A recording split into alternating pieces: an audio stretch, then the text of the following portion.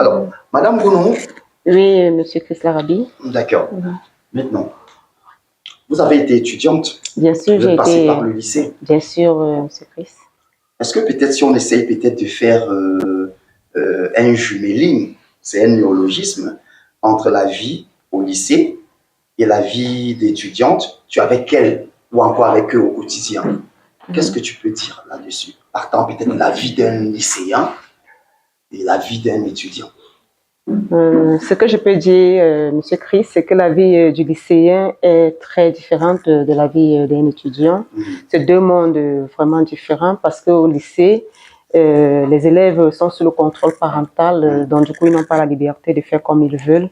Ils ont un emploi de temps qui est suffisamment défini et ils respectent cela parce qu'ils sont des enfants et que s'ils ne respectent pas, ils doivent être soumis à certaines brimades et consorts. Voilà. Et en ce qui concerne maintenant la vie estudiantine, c'est un peu beaucoup plus de liberté.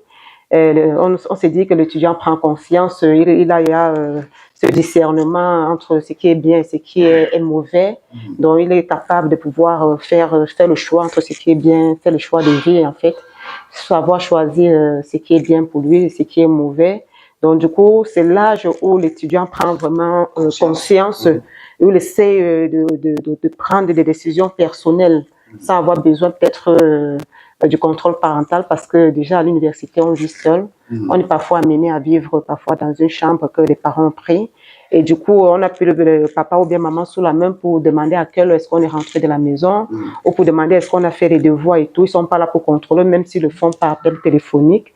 Donc, du coup, l'étudiant doit prendre conscience, l'étudiant prend conscience à l'université et il essaye de faire la part des choses, à faire les bons choix parce que ça va concerner sa vie. Ce qui fait que s'il fait des mauvais choix, ça va lui retomber dessus avec du temps. Donc, du coup, lorsqu'on est à l'université, on doit prendre conscience et puis on doit savoir faire des bons choix, savoir avec qui on doit marcher, savoir quels sont les milieux qu'on doit fréquenter, quels sont les milieux qu'on ne doit pas fréquenter, savoir, bref, on va s'autodiscipliner en fait. On s'autodiscipline et puis le reste suit. On sait qu'on doit apprendre, on a un emploi de temps personnel qu'on essaie de, justement, et qu'on doit respecter. On essaie de planifier sa vie tout en restant pieux. D'accord. Ah, pieux? Bien sûr, bien sûr. Donc, aussi penser à Dieu? Mais bien sûr. Bon, entre un étudiant qui n'étudie pas et qui passe le temps à prier et l'étudiant qui étudie et ne prie pas, non, mais quand je dis cela, c'est par rapport, c'est vrai que dans la vie étudiante, dans l'emploi du temps d'un étudiant, il doit planifier, il va planifier son emploi du temps. Il y a chaque chose à son temps, comme on le dit. Il y a le moment pour aller à l'école, étudier, et le moment pour aller prier, et le moment pour se divertir. C'est pas que lorsqu'on est étudiant, ça veut dire qu'on devient prisonnier, non, non. On est libre de son temps, mais on essaie de planifier son emploi de temps dans le bon sens, tout simplement. Bon, Madame Gounou, vous avez été maintes fois sur le terrain. Il n'y a pas longtemps, la semaine dernière, vous étiez dans le lycée technique pour les journées portes ouvertes. Ce n'est pas la première fois. Non, non, pas du tout. On voit des élèves des lycées qui sont délinquants et tout, mais malgré tout, ils réussissent à leur examen de baccalauréat. Je prends plus précisément le cas de INSAM. Quand ils réussissent le baccalauréat sortant d'un lycée avec de la délinquance ou bien d'un collège, ils arrivent à INSAM. Vous faites comment là-bas pour les recadrer et les mettre dans le contexte de l'étudiant qui va sortir, je ne sais pas ce qu'il veut dire, avec une tête pleine ou une tête bien faite? Voilà, il est déjà important de noter qu'à INSAM, il y a un service pédagogique et disciplinaire qui est chargé de maintenir l'ordre, qui est un peu comme la police des étudiants et des enseignants. Parce qu'il n'y a pas que des enseignants, je veux dire, il n'y a pas que des étudiants délinquants, il y a aussi quelques enseignants parfois qui ont des écarts de conduite. Monsieur Diki l'a tout à l'heure mentionné. Donc, ce qui fait qu'il y a un service pédagogique et avec une responsable qui est une dame de fer que je salue ici, Madame Peka, Marie-Madeleine. Elle assume son poste vraiment comme se doit. Donc ça veut dire qu'elle est là pour recadrer les enfants qui ont quelques écarts de conduite. Elle est là pour. Il y a aussi le surveillant général qui est en train de veiller à ce que les enfants soient disciplinés, qu'ils soient en train de faire les choses comme ça doit se faire, qu'ils soient en train de bien se vêtir, qu'ils soient en train de respecter le règlement intérieur de l'école, voilà.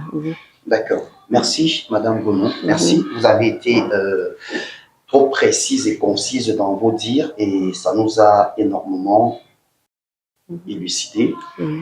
Là, c'était la mise en bouche. On va prendre maintenant l'articulation majeure qui est donc le bien-être de l'étudiant dans les campus. Alors, Monsieur Ndiké, qu'est-ce qu'il faut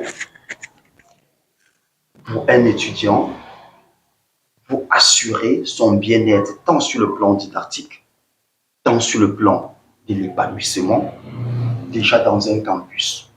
Bien sûr, vous n'êtes pas INSAM, mais vous connaissez bien INSAM. Si on prend peut-être le cas de INSAM, on peut parler de quoi en prenant les exemples ailleurs et vos propres connaissances? Monsieur Chris, moi je vais tout simplement dire, vous savez, le bien-être, chacun doit définir l'environnement dans lequel il doit se sentir bien. À l'aise, ouais. Parce que j'ai l'habitude de dire, certaines personnes pensent que c'est ailleurs que c'est bien. Que le bonheur, c'est ailleurs. Justement. Vous aurez des personnes qui n'ont rien, ouais, mais qui sont tellement à l'aise dans ce qu'ils ont. Ouais. Et vous aurez des personnes qui ont tout, mais qui sont mal à l'aise. Ouais. Vous voyez, je vais prendre donc le cas des campus universitaires. Moi, j'ai dit tantôt, si les encadreurs commencent à prendre les choses en main pour permettre aux apprenants de comprendre que le milieu, je vais vous prendre, je ne vais pas citer les noms, il y a des universités hors de la ville où quand vous arrivez, le climat interne vous donne envie d'y rester et de donner le meilleur. Justement, parce que il y a une certaine commodité qui permet, parce que vous allez voir par exemple, il y a des campus, il y a des universités où l'étudiant ne peut pas rester 30 minutes pour apprendre parce que l'environnement déjà ne l'inspire pas. Donc, et il est donc question que l'étudiant déjà à son niveau doit chercher son bien-être. Et le bien-être commence par quoi? Vous regardez, vous voyez, lorsque l'enfant sort de la maison le matin, déjà sans se laver, automatiquement à 11h il a sommeil. Oui, parce que le corps ne donne pas. Oui. Le corps ne donne pas. Justement, la bonne énergie. Justement. Et il sort d'abord le matin sans se laver. Et à midi, il s'arrange à se nourrir, par exemple, des beignets coquilles et des bâtons. Et vous attendez que le coup de 14h, il soit dans ce coup comment? Parce que tout est réuni là pour que cet enfant ne comprenne rien de tout ce qu'on va faire. Oui. Pourquoi? Parce que même les parents, parce que là je rentre jusqu'à chez les parents maintenant, au socle familial. Justement, certains parents pensent que comme l'enfant est à l'université, on ne peut plus parler à cet enfant. Il est déjà grand. Mais ce que les parents oublient, c'est que aujourd'hui les étudiants, les enfants partent à l'université étant très jeunes. Oui, c'est un peu comme à notre époque. Justement. On partait à l'université à 25 ans. Justement. On partait à l'université à 30 ans. Tu vois un enfant de 14, 15 ans, il est à l'université. Justement. Les parents n'ont pas compris qu'il y a en quelque sorte une révolution dans l'enseignement qui permet à ce que l'enfant peut se retrouver à l'université, mais il n'est pas encore conscient. Oui. Or, ils ont confondu avec l'époque où l'enfant a 25, 24 ans avant de partir à l'université. Celui-là avait une certaine conscience. On fait des prédispositions mentales. Justement. C'est pour ça que je vais appeler les parents également à veiller au bien-être de l'enfant. Le bien-être de l'enfant, c'est quoi? Ils doivent conduire, accompagner les enfants, éduquer les enfants. Quand vous envoyez un enfant à l'université, vous faites une année jusqu'à l'enfant revient en vacances sans que vous n'ayez mis pied là où l'enfant vit. Ouais. C'est comme si vous avez dit à l'enfant, va t'égarer. Ouais. Un parent doit s'arranger à surprendre l'enfant sans, tu n'as pas besoin de dire à ton enfant que j'arrive. Tu dois surprendre l'enfant. Ton enfant va rester à la maison sachant que mon père peut débarquer à tout moment. Or, aujourd'hui, il y a une certaine forme de laxisme parental qui permet à ce que le père ou la mère, en venant signaler à l'enfant 2 jours à l'avance, que bon, ma fille, je serai là vendredi. On prend toutes les dispositions pour que quand le père arrive, tout soit clair. Voilà. Donc, moi, je pense que pour que ces étudiants se sentent à l'aise, les parents doivent jouer leur rôle, c'est-à-dire encadrer réellement ces enfants. Les encadreurs à l'université doivent jouer leur rôle d'encadrer ces enfants. Et les enfants également doivent prendre conscience d'être encadrés. Et maintenant, certains confondent donc le bien-être là avec le jeu, c'est-à-dire parce que on dit qu'il faut joindre l'utile à l'agréable. Mais certains passent plutôt le temps à l'agréable, c'est-à-dire que c'est plutôt l'agréable Joindre l'agréable à l'agréable. Justement, agréable à l'agréable. Vous voyez par exemple, il y a des enfants que vous envoyez peut-être 30 000 pour son mois. Le même week-end, c'est fini. Cet enfant, dans son être, ne peut plus être bien jusqu'à la prochaine paye. Ça veut dire que comme il a fini les 30 000 lundi, il faut 3 semaines encore. Pendant ces 3 semaines, cet enfant ne peut plus être à l'aise parce qu'il est dépourvu de tout. Alors, qu'est-ce qui se passe? Et pourquoi les 30 000 sont finis? Parce que dès que ça arrive, ils organisent les charters. Est-ce que vous savez que les étudiants consomment aujourd'hui les vins plus chers que nous, les encadreurs? Moi, je vous le dis. Vous arrivez dans des... Mais pas comment? Est-ce que peut-être ici, si c'est le cas, est-ce qu'on ne doit pas donc pointer un doigt accusateur ici sur le parent? Parce que si un parent se retrouve à la fin du mois de donner 200 000 à l'enfant pour son mois, comment est-ce qu'il ne doit pas... Moi, je vais vous expliquer comment ils font. Vous donnez 50 000, ils sont 4. Ils cotisent 25 000, ça fait 100 000. Ils sortent organiser leur charter. Je vais vous dire quelque chose peut-être à vous surprendre. Nous sommes arrivés dans un scénario ici en B. On est allé s'asseoir quelque part. On vient nous dire que c'est réservé. Nous, on va s'asseoir donc à côté. Et après, on se rend compte que c'est nos étudiants qui ont réservé. Vous comprenez? Ça dit que quand ils arrivent, nous sommes surpris de voir que ce sont nos étudiants qui ont réservé l'espace. Et nous étions... Mais vous lancez le challenge. Quand on a vu les enfants venir, on dit, ce sont eux. Nous étions obligés de changer de milieu. Parce qu'on ne comprenait pas comment les enfants que nous on encadre, ils sont censés être dépourvus de moyens. C'est eux qui viennent mettre là-bas. Jusqu'à on a laissé ça pour les attendre. Donc vous comprenez que, alors, ils vont vivre comme ça pour un jour. Le reste des jours du mois, ils ne sont pas à l'aise. Et ils ne sont pas à l'aise, ils ne peuvent pas écouter ce que l'enseignant dit. Et ils ne peuvent même pas non plus réviser leur... Justement. Et vous allez voir donc, ils vont se retrouver parfois en train de dribbler les cours 2-3 jours parce qu'il y a un job. Il va peut-être lui donner 3 000, peut-être 4 000. Et il se rend compte à un moment donné qu'il n'est même plus au pas. Parce que pendant qu'il n'est pas là, justement. Donc, moi, je pense que pour le bien-être de l'étudiant, on doit donc prendre à chaque niveau. Moi, je suis arrivé à un moment où j'ai même pensé qu'on devait même interpeller ceux-là qui vendent, par exemple, de l'alcool aux étudiants. Mais je me suis rendu compte que si on veut faire comme ça va déranger parce que ce n'est pas écrit sur leur front que ce sont les étudiants. Donc, les étudiants, eux, ils n'abordent plus les uniformes scolaires. Justement.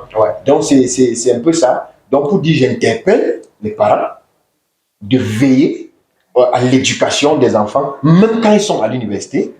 J'interpelle les encadreurs, c'est-à-dire les enseignants que nous sommes, de rester le modèle que nous avions toujours été dans la société, c'est-à-dire l'enfant doit envier son enseignant.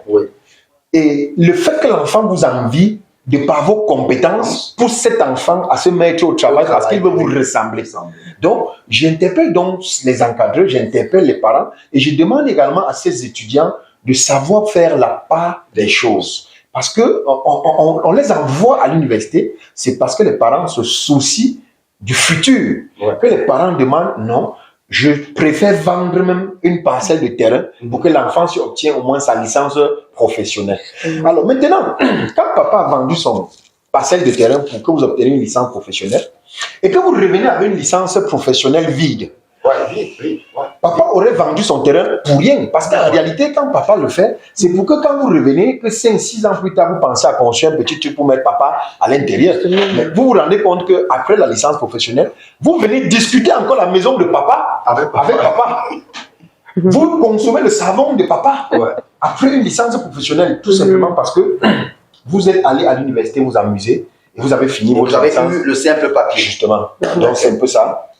D'accord. Merci infiniment. Vos interventions sont toujours riches, des connaissances. Alors, l'étudiante avec nous sur le plateau, divertissement de l'étudiant sur le campus ou encore bien-être. Parce qu'on dit bien-être, le divertissement entre dedans, Pour toi, le bien-être, c'est quoi dans un campus? C'est avoir beaucoup de cantines au campus, avoir un espace libre où on va s'amuser avec les copines. Pourquoi? Bon, moi, je dirais que le bien-être de l'étudiant, Ouais. c'est un espace où l'étudiant doit se sentir libre. Pas totalement libre, si bien qu'il oublie certaines contraintes. Parce qu'il faut qu'on fasse cette liberté, pas liberté, libertinage, non. Il ne faut pas confondre. Donc, cette liberté doit être restreinte par certaines règles qui sont appliquées dans l'environnement estudiantin. En fait. Oui, oui. Donc, pour moi, divertissement, un étudiant, pour se divertir, ne doit pas forcément boire, non. Il peut écouter de la simple musique, mais pas en dérangeant les autres. Parce que ce n'est pas tout le monde qui aime la façon de chacun de se divertir. Donc, ils peuvent écouter de la musique où ils peuvent pratiquer des activités extra-académiques, comme par exemple des danses, des chants. Ouais.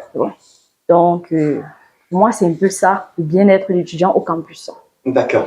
Maintenant, vous, quand vous étiez en train d'assurer votre cursus, cycle BTS, votre bien-être était basé sur quoi? Personnellement, qu'est-ce qui vous rendait heureuse? Puisque nous avons un campus qui a une bibliothèque. Oui. C'est là-bas que moi, je m'y résidais pendant les pauses ou pendant le temps libre. Je partais à la bibliothèque, je prenais un livre et je lisais. Pour moi, c'était un divertissement. Et le week-end, tu gérais ton week-end comment? Parce que là, c'est quand tu étais déjà là, parce qu'on sait que tu arrives au campus à 7h30, 8h, c'est pour retourner à 17h, 18h, mais le week-end, parfois, tu n'es pas programmé. Tu gérais comment?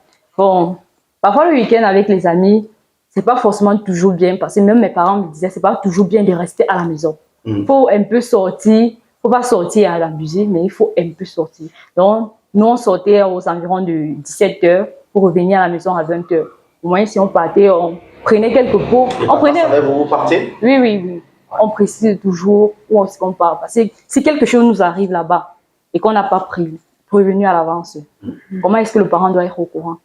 Donc, nous, on prévenait, on partait prendre un pot. On voyait un peu comment est l'environnement extérieur, en dehors des cahiers. Quand même, il faut quand même un peu on ait un petit moment pour nous. Oui, c'est un peu ça que nous, on faisait.